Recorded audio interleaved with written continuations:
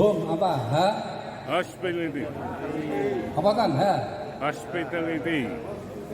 Hospitality. Oh, bahan servis standar. Bahan servis M-nya standar. Memorable. memorable experience. E-nya empati. Nah, saya mau sedikit bahas mengenai hospitality, ya, atau keramah tamahan. Kalau tadi konsep home itu ibarat seperti pintu, ya. Masuk pintu kesannya gimana? Makanya bapak ini kan ramah ini kesannya, rajin menjamah, ya, ramah, ya. Kemudian menyapa, selamat pagi, selamat datang di Sunstar Banyumanik, gitu. Membukakan pintu, kemudian ketemu SA bisa, Mas Budi di Mas Budi. Oh, ada customer ya. Mas Budi akan menyapa, selamat datang Pak, ada yang bisa saya bantu, itu hospitality. Nah, saya tertarik kata hospitality. Hospitality awal akar katanya adalah hospital, tahu ya hospital ya? Rumah sakit. Ya, itu standar pelayanan yang paling tinggi. Kenapa? Karena berurusan dengan nyawa, ya kan? Jadi kalau ada customer datang, ibaratkan dia juga seperti pasien rumah sakit yang butuh pertolongan. Jadi kita harus menjadi rumah sakit, menjadi hospital yang harus concern dengan keselamatan nyawanya, kebutuhannya apa, baik bengkel maupun sales maupun spare part. Standarnya seperti itu ya. Ada yang lulusan perbidanan? Bidan? Kayaknya Widodo bidan ya. Jadi standarnya gitu ya. Cara nyonteknya juga harus benar ya kan. Jadi kita ketemu customer itu seperti kita punya rumah sakit yang berurusan dengan nyawa. Standarnya itu ya. Jadi saya ingatkan, mereka yang datang ke sini butuh pertolongan yang urgent. Nah, kita harus semangat juga untuk melayani mereka ya, hospitality gitu ya. Terima kasih, selamat pagi. Ingat? Hospitality, oh, bukan. M. Memorable. Experience, Empathy. pengalaman yang berkesan. Kayaknya Empathy. kemarin saya bicara mengenai hospitality, bahwa pelayanan yang paling tinggi levelnya adalah pelayanan hospital karena berkaitan dengan nyawa. Nah, yang kedua adalah pelayanan dari pesawat terbang. Bisa bayangin kalau tidak ada persiapan yang bagus, pesawat terbang bisa ceblok. Kalau ceblok akhirnya bobras semua. Nah, ini bisa ada dua pramugari yang sama-sama punya tugas membersihkan kloset. Kalau penerbangan yang long trip gitu ya, sini Amerika itu kan bisa 24 jam gitu ya. Itu kan kamar mandi harus dibersihkan dengan beberapa waktu tertentu gitu ya. Nah, sama-sama dua sebut saja Mawar dan Melati gitu ya. Si Mawar ini membersihkan kamar mandi seperti biasa ya. Dia masuk kamar mandi, tutup pintunya, dibersihkan. Terus dia keluar, ketika keluar, ada orang yang antri. Sebenarnya si Melati, dia membersihkan kamar mandi, pintunya tidak ditutup. Ya. Dia pamerkan kakinya satu ini, ya kan? Bukan kaki gede kayak saya ya, kalau kaki kamu kan kecil dia. Kelihatan higiennya gitu, terus dia bersih gitu.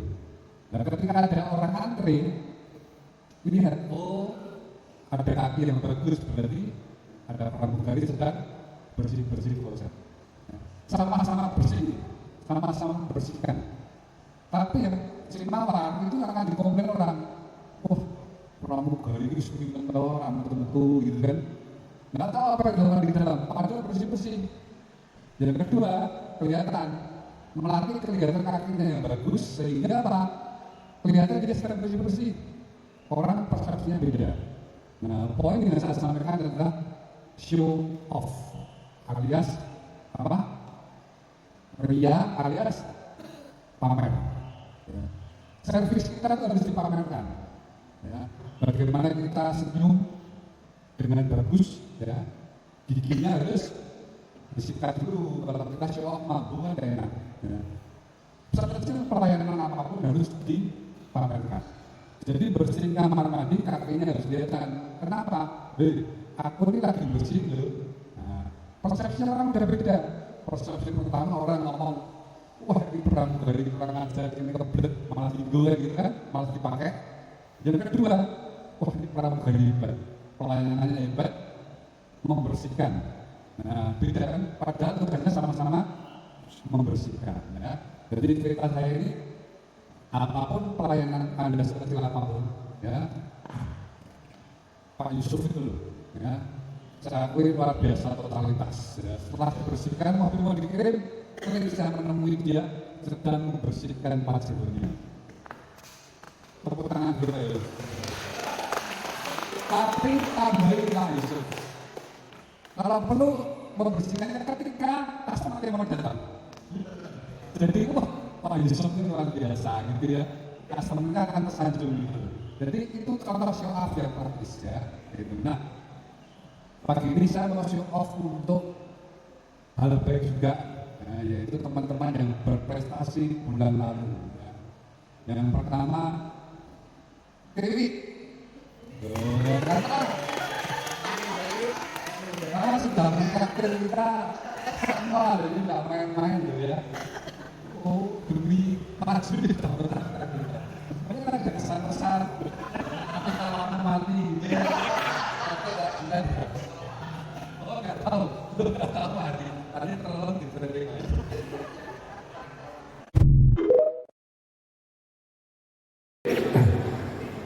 Masih ingat Hum? O-nya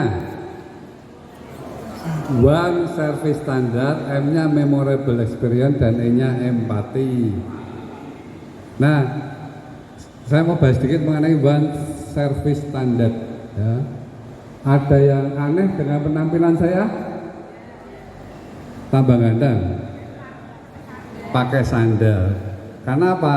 Standarnya di kantor tuh sepatu. Jadi karena saya kemarin kakian pola gitu, lupa usia, kegelir gitu ya, berdarah-darah gitu. Jadi bicara mengenai standar, ini ada acuan ya. Saya bilang acuan, yang ngomong sama saya acuan. Acuan. Kita itu dealer resmi ya. Nah hari ini kita ada kunjungan dari KTB yang membahas acuan itu. Acuannya apa? Ada di situ. Ya, ayo sama-sama dibaca yuk.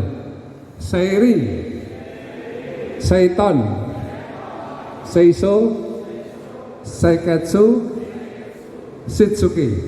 Ya. Sebelah sana saya minta dia yang baca karena dia kan ramping gitu. Itu baca ya. Yang bahasa Indonesianya apa? Ramping, rapi, resik, rawat, rajin ya. Karena kita kan ramping semua di sini. Dan itu yang akan diperiksa hari ini. Makanya 10 tahun yang lalu bengkel itu nggak seperti ini. Ya. Kita mau lewat aja mungkin agak kering gitu ya. Tapi sekarang sudah tiduran aja nggak apa-apa kayaknya. Ya. Jadi ini contoh standar-standarnya bagaimana kita resik, ya, rapi, rawat dan rajin. Ya. Jadi sebagai dealer resmi kita pun juga punya standar. Ya. Apapun yang kita kerjakan, coba cari standar yang bagus itu apa sih? Gitu ya. Contoh sales, kalau sales ya bagusnya jual sebulan berapa? Nah, ada yang ngomong 5, ada yang 3, ya terserah Anda mau standar berapa. Ketika Anda baru jual 3, standar Anda 5, berarti kurang 2. Bengkelmu juga gitu, ya. SA punya target kan? Nah itu standar. Target itu jadikan standar. Gitu. Kalau sebulan 200 juta gitu ya, ya capailah 200 juta. Ya. Itu standar. Makanya standar penting buat hidup kita. Mari kita lakukan sama-sama standar dulu, syukur bisa lebih. Kalau lebih, rezekimu akan lebih juga. Ya, terima kasih.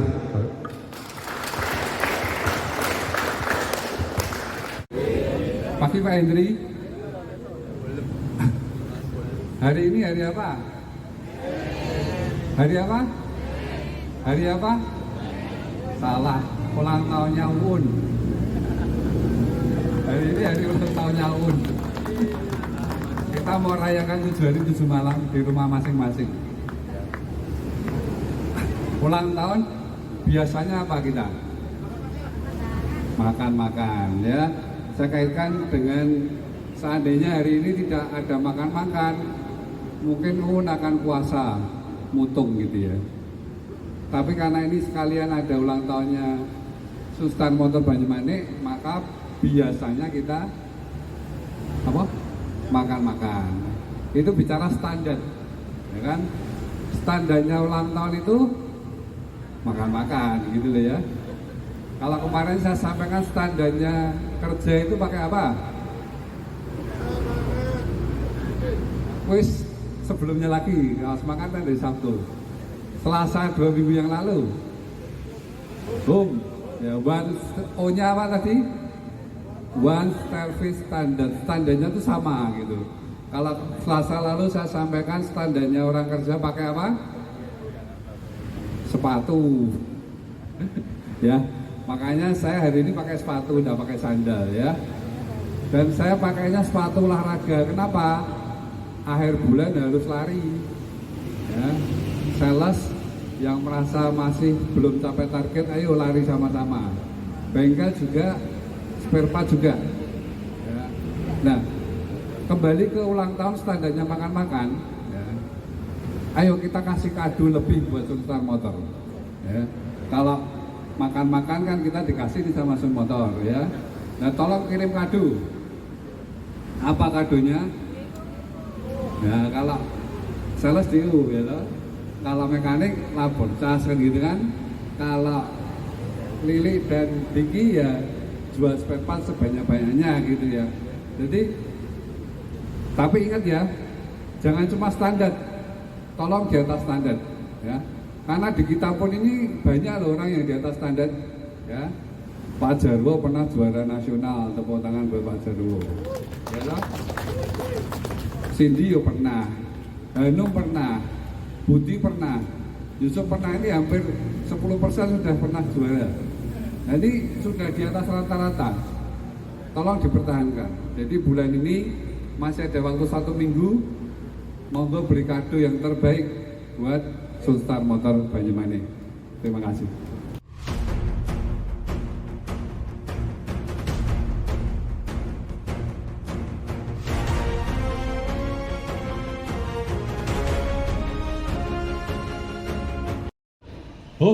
Hanya apa? O-nya? M-nya memorable experience atau pengalaman yang berkesan, dan ini empati. Ya, kita sedikit bahas mengenai memorable experience. Bagaimana kita sebagai manusia, ya, kemarin Tony mau download, dia ditanya, kamu manusia enggak gitu kan? Ya, kan? Kadang ada aplikasi seperti itu. Nah, kalau di aplikasi itu tanyanya, are you human gitu kan? Nah, human itu menurut saya singkatan dari Hub of Memory and Network. Artinya hub itu pusat dari memori dan networking, jadi kerjasama itu ya. Kita ini kan makhluk sosial loh. Apakah Anda tinggal sendirian di dalam gua? Tidak kan? Nah, ada hubungan-hubungan yang mengibatkan munculnya memori. Ya, kenapa saya pakai baju ini? Ayo, ada memori di dalamnya. Ya, ini seragam pemberian Pak Amin. Ya, waktu itu kita bisa jual DO di atas apa? 100. Jadi memori buat saya ini sampai beladus akan saya pakai gitu. Kenapa? Karena kita jarang lagi jual 100 ya. Jadi tolong teman-teman, setiap kita tolong ciptakan memori dalam setiap mau penjualan, mau aktivitas apapun. Kita kenal orang itu karena memori ya. Saya ingat nama Pak Tony karena ingat Pak Jiro dan 73 gitu ya. Ya jadi stok gitu ya.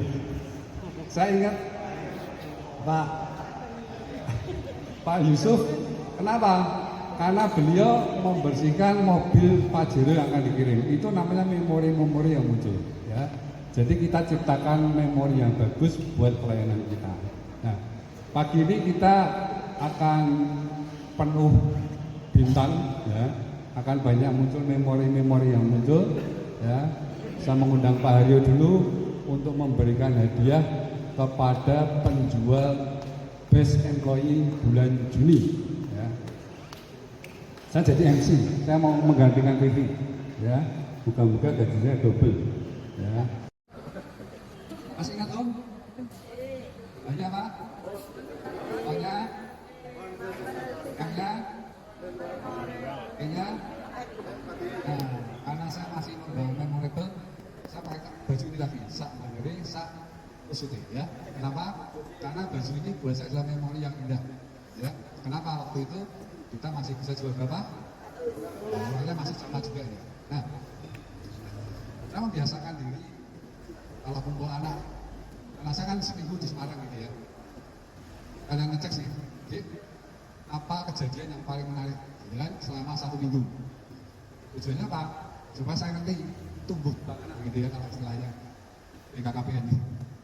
Nah kemarin saya sampaikan, satu kali saya makan bersama, saya tanya, Dik, the best event of this week, ya. Dia ngomong bisa makan Indomie, karena kan awal bulan jatahnya makan. Ini contoh aja, bagaimana kita mengerti dan mewujudkan satu memori yang indah. Kita harus mengalaminya. Kalau kita tidak mengalami sesuatu yang indah, kita juga tidak akan bisa menciptakan memori yang indah buat pelanggan. Ya. Saya ambil contoh yang update Pak Yusuf, ya. Pak Yusuf punya memori yang indah ketika dia membersihkan Pajero. Kenapa? Mungkin dia punya hobi membersihkan motornya di rumah atau membersihkan kamarnya di rumah. Membersihkan kamar, kemudian dipuji sama istrinya. Terima kasih Pak, kita sudah membersihkan kamar dengan baik dan benar. Itu memori. Jadi dia bisa melakukan ke customer. Ya. Jadi tolong teman-teman ciptakan satu memori yang indah minimal tiap minggu lah. Ya.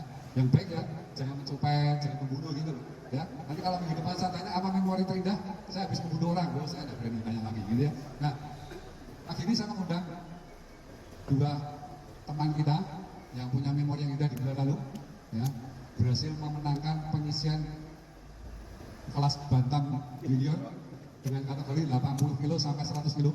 Ya. Yang pertama Pak Roni, kemudian Pak Haris. Ya. Beliau ini sudah mengharumkan nama bangsa dan negara di kontes KTP kemarin di Kebumen. Masih ada perjuangan selanjutnya, kita tunggu memori yang indah lebih lanjut. Ini ada true story yang sudah saya taruh di grup. Ya. Ada seorang bernama Christopher L. Junior. Ya. Dia itu seorang, udah baca ya, tukang elektrik. Ya. Kerjaan tukang elektrik adalah membetulkan, bukan tukang elektrik, keran yang bocor, hidroliknya yang bocor. Nah, dia ini customer service-nya bagus, ya. Sehingga banyak orang pakai dia. Nah, kisah ada seorang yang bernama Benz. Mungkin kalau bernama Benz itu agak ingat kita. Dia tanya sama temennya, On, siapa ya tukang elektrik yang bagus? Nah, dia nyebutnya Jaguar dan Christopher gitu. Akhirnya dia telepon sama Christopher. Ya, Christopher akhirnya datang ke rumah Benz setelah inden 2 hari. Ya, jadi listnya customer dan yang perlu datang itu sampai 2 hari. Padahal cuma apa? Tukang elektrik. Nah, ini akhirnya datang diberesin semua di rumahnya Mr. Benz ini. Kemudian selesai, ya, dibayar kelar gitu. Besoknya ditelepon lagi nih Mr. Benz ya. Mr. Benz, gimana nih? Pekerjaan saya lancar atau tidak? Masih ada yang bocor? Oh, beres. Dan berhenti di situ. Minggu depannya lagi ditelepon lagi nih Mr. Benz. Nah, Mr. Benz mengganggu, mau memastikan apakah pekerjaan saya ada yang kembali bocor. Kalau ada, saya akan betulkan lagi.